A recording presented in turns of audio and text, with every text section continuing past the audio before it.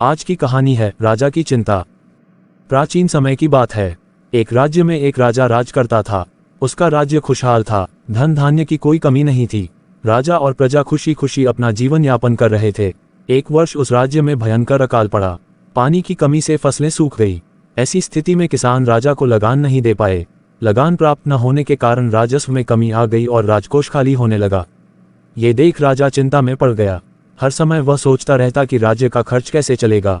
अकाल का समय निकल गया, स्थिति सामान्य हो गई, किंतु राजा के मन में चिंता घर कर गई।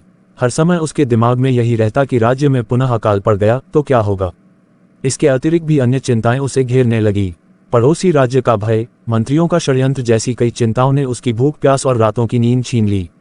वह अपनी इस हालत से परेशान था, किंतु जब भी वह राजमहल के माली को देखता तो आश्चर्य में पड़ जाता।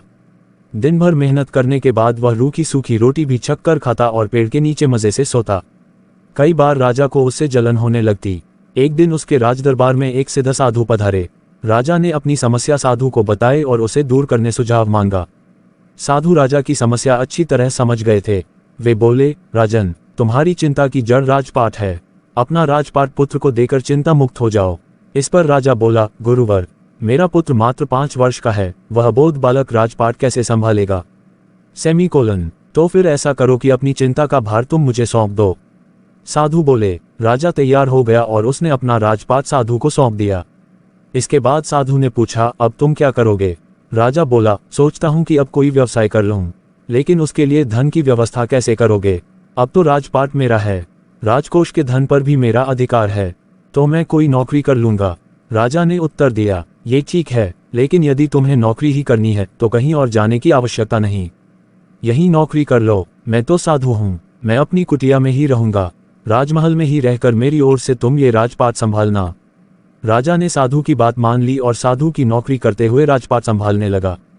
साधु अपनी कुटिया में चले गए। कुछ दिन बाद साधु पुनः राजमहल आए और राजा से भेंट कर पूछा, कहो राजन, अब तुम्हें भूख लगती है या नहीं और तुम्हारी नींद का क्या हाल है।